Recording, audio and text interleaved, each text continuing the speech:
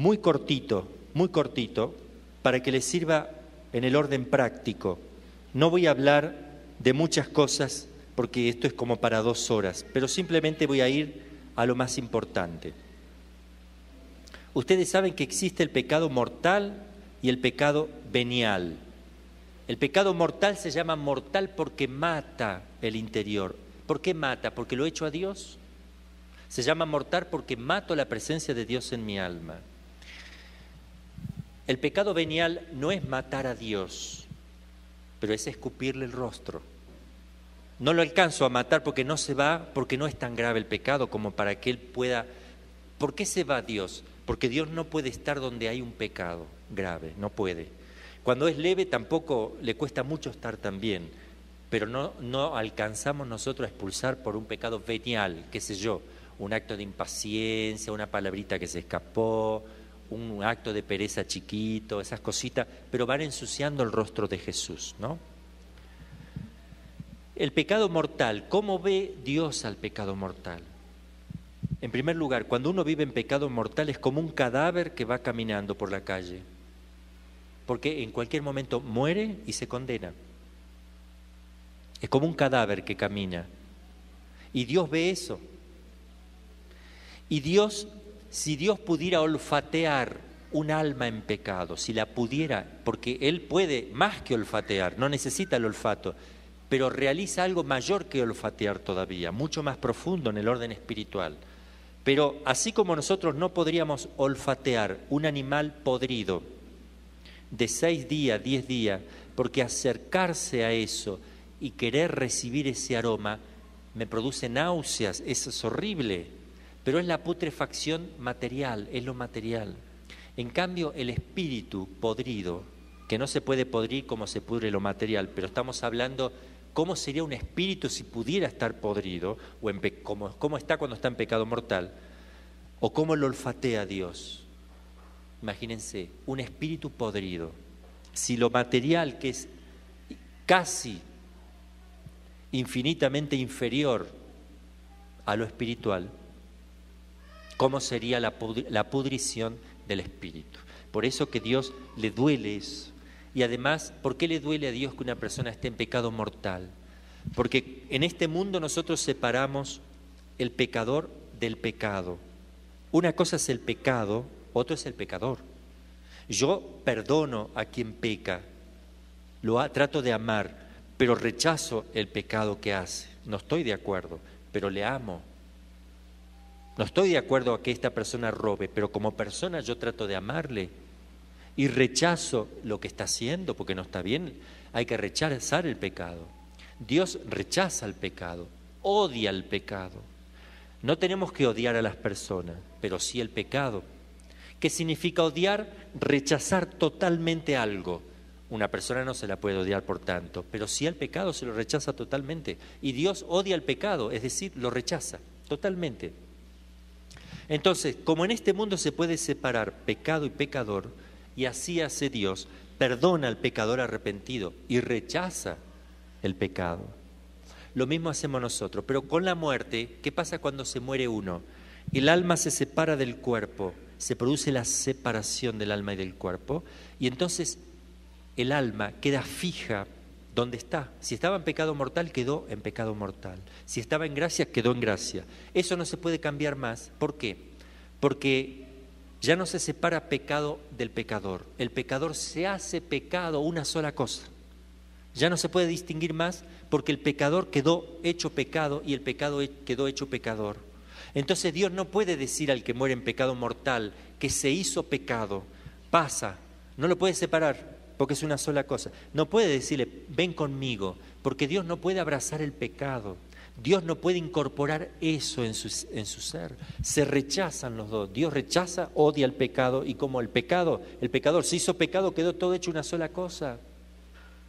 Por eso se condena a uno. Dios no le condena, se condena a uno. Y Dios no puede decirle, bueno, pasa lo mismo. No puede. Por eso murió y moriría 1000 veces por salvar un hombre que se condene. Pero está en nuestra libertad hacerlo o no. Entonces, la condenación no es porque Dios condene, Él no condena, a Él le duele que se condenen y no puede hacer nada, porque Él no puede meter eso en su ser. Entonces, miren la gravedad del pecado mortal. Sin embargo, si nosotros tomáramos 10.000 personas o 1.000 personas de la ciudad, vamos al DF y tomamos 1.000 personas, cualquiera, así, un grupo de personas. De esos 1.000, ¿quién vive en gracia de Dios? Yo creo que la mayoría no vive. Entonces, esos son los verdaderos cadáveres. Por eso dice Jesús, no le tienen que tener miedo a los que matan el cuerpo, pero no pueden matar el alma. Tienen que tener más bien miedo al que mata el cuerpo y también el alma, es decir, el pecado, pero no a los ladrones que matan el cuerpo pero no pueden matar el alma. Bien, si hablamos de la confesión tenemos que decir esto. ¿Qué es la confesión? Es un sacramento instituido por Jesús, como todos los sacramentos, por el cual se vuelca toda la infinita bondad y misericordia de Dios en el alma de quien se está confesando. La persona que se está confesando, sea de pecado mortal o venial, toda la sangre de Jesús, toda la misericordia divina de Jesús cae sobre el alma y la lava y la limpia. Cuando uno se va a confesar, se puede decir que se produce lo que dice el Cantar de los Cantares. El Cantar de los Cantares tiene una frase que dice: bésame con besos de tu boca, le dice el alma a Dios. La confesión es el beso de Dios al alma. Es el acto más hermoso, más bondadoso y misericordioso que puede realizar Dios con uno. Entonces, el tema de la confesión, a veces uno dice, es que yo no sé qué decir en la confesión. No hay que buscar qué decir, hay que confesar lo que uno está arrepentido. Y si no tiene nada, se confesó hace un mes y pasó un mes, y uno dice, yo quiero volver a recibir la sangre preciosa de Jesús que me lava internamente y quiero crecer en gracia de Dios, que suba esa gracia, que crezca el amor de Dios en mí, porque es un sacramento. Aunque uno no tenga pecado, puede confesarse. Si va y dice, Padre, no me acuerdo nada la última vez, pero vuelvo a pedir perdón de todos los pecados. No hace falta repetir qué pecado, porque se supone que ya los confesó alguna vez. Basta decir, me vuelvo a arrepentir de todos. Listo. Con la idea de seguir luchando para no caer en pecado. Quiere decir que estoy arrepentido si tengo esa idea de seguir luchando. Y el sacerdote me da la penitencia y me absuelve y vuelve a caer toda la sangre preciosa de Jesús en mi alma. Ahora, yo no tengo que buscar en la confesión a ver qué puedo decir. A ver, esto se lo estoy diciendo ya muchas veces, vamos a cambiar, ahora le voy a decir este otro. No, si uno dice un pecado que no es, lo dice para poner algo, comete un sacrilegio, hace mal la confesión. Porque no es un sacramento para decir mentiras, es un sacramento para que la conciencia quede recta ante Dios, quede limpia y recta, tener una buena conciencia delante de Dios. Entonces hay que decir exactamente este pecado, esto, bien clarito. Vamos a ver algunas condiciones. La Biblia dice, confiésense unos a otros los pecados para que sean salvados. Esto lo dice el apóstol Santiago.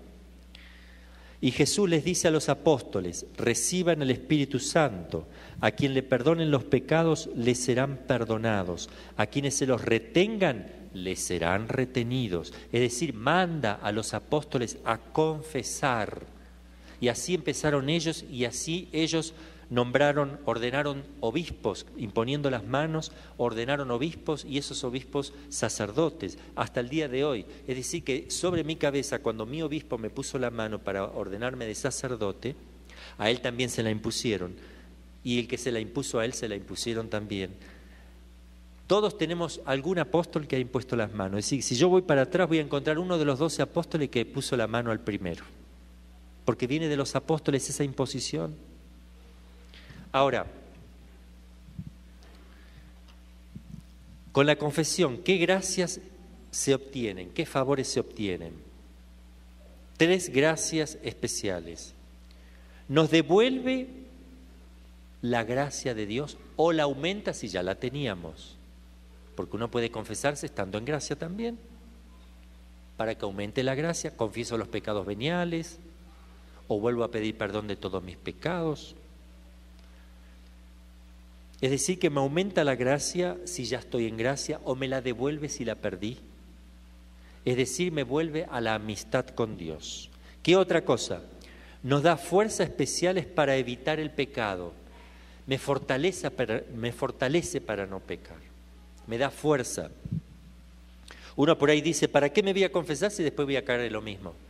Eso es una tentación del demonio. Yo conozco una persona que se viene confesando siempre del mismo pecado y siempre sigue pecando. Si no se confesara, ¿cómo sabes tú? ¿A dónde va a parar ese? Yo conozco gente que se confiesa y sigue siendo mala, y si no se confesara, sería peor. Además, confesarse no quiere decir que uno no vaya a pecar alguna vez.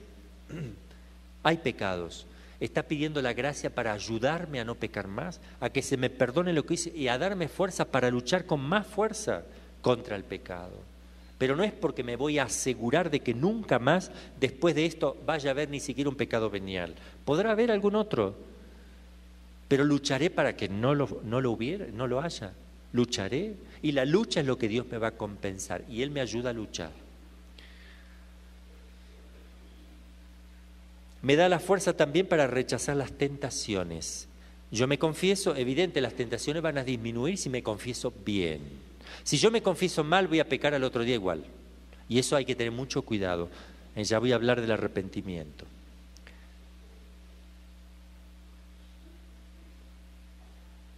¿Qué más hace el sacramento de la confesión? Que me dé asco por el pecado, que lo quiera rechazar. Eso es otra gracia. ¿Qué cosas son necesarias para que yo me pueda hacer una buena confesión? Es necesario primero examinar la conciencia, a ver qué pecado tengo delante de Dios. No puedo ir así y decir cualquier cosa. Eso no es una confesión. Corre el riesgo de ser un sacrilegio. Hay que confesarse, hay que pensar bien delante de Dios. A ver, Jesús, ¿qué he hecho yo por ti? ¿En qué te he ofendido? Empezar a pensar, a ver, primero con el pensamiento, con la palabra, con las obras y con la omisión. ¿Qué cosas dejé de hacer que yo debía hacer? Y dejé de corregir a mis hijos, dejé de conversar un poco con mis hijos para educarlos, dejé de ayudar a mi marido, dejé de manifestar mi cariño a mi esposa, dejé de rezar. Todo lo que uno deja de hacer, que debe hacer. Son pecados de omisión, que a veces uno ni lo piensa. El examen, después, ¿qué más? Arrepentirse. ¿Qué significa arrepentirse? ¿Hacer así? ¡Ah! No hay que hacer fuerza. ¿Qué es arrepentirse? Sentir que me caiga una lágrima, eso es sentimiento o sentimentalismo. Eso no significa que esté arrepentido necesariamente. Tal vez sí, depende cómo venga. Entonces, ¿qué es el arrepentimiento? Con mi pensamiento yo digo, y lo digo sinceramente, que no quiero ofender más a Dios.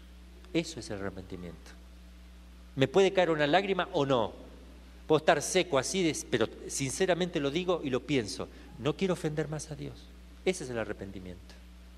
No lo quiero hacer más.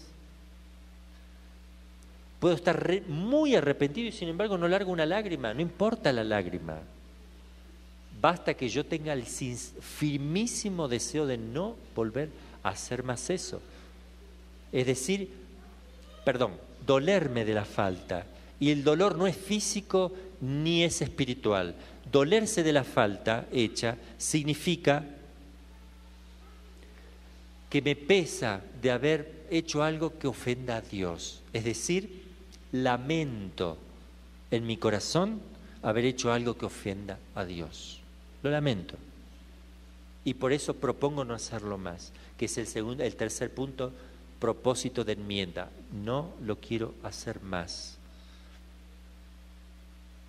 Después, confesarse con el sacerdote, decir todos los pecados mortales. Los mortales hay que decirlos todos y también el número. Yo no puedo decir robé, No puedo decir, Padre, robé un banco. No, sí, robé al banco. Tengo que decir, robé a 5 bancos, que es distinto si robé a 5 bancos. Tengo que decir, no es lo mismo robar un banco que 5. Padre, maté. Tengo que decir, maté 8 personas. Tengo que decir, el número cambia, porque son 8 pecados distintos. Cada uno es distinto. Entonces, el número del pecado mortal hay que decirlo. Padre, forniqué. ¿Cuántas veces? Unas 700.000 más o menos. Me está haciendo pasar por un pecado lo que son 700.000 pecados. Por decir, estoy disponiendo ejemplos. El pecado mortal hay obligación de decir el pecado y el número, y también a veces las circunstancias, si lo hacen cambiar. Por ejemplo, Padre, robé. ¿Cuántas veces? 1. ¿Cosas graves? Sí, porque era mucho. Bien. Pero en una iglesia, entonces además de robo común, hay un sacrilegio, porque has robado a una iglesia, o un cáliz, o lo que sea. Es un sacrilegio, tiene que decir, porque es distinto. No puede uno decir, Padre, le pegué a una persona y la hice llorar de dolor. Bueno, está mal, es un pecado, sí. Me olvidé decirle que era mi mamá. Bueno, cambia a la propia madre. Yo estoy faltando contra la autoridad, contra la piedad y además contra la caridad. Es decir, se suman los pecados, no es lo mismo. Las circunstancias hay que decirlas también, Como una vez un niñito se fue a confesar con un sacerdote y le dijo, Padre,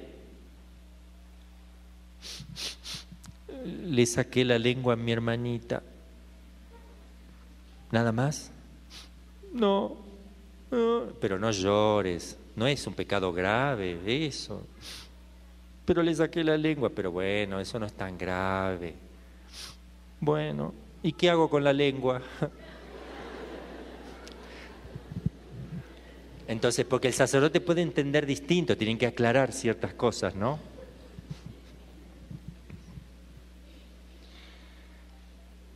Y cumplir la penitencia que el sacerdote impone. Esa penitencia, primero voy a decir lo del pecado. ¿Los pecados veniales se pueden confesar o no? Los chiquititos.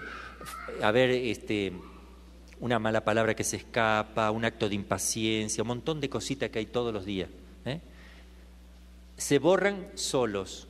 Pero si uno los quiere confesar también, mejor, porque le va a ayudar a luchar contra ellos. Lo que uno está obligado son los pecados grandes, pecado mortal, que uno ve que son grandes.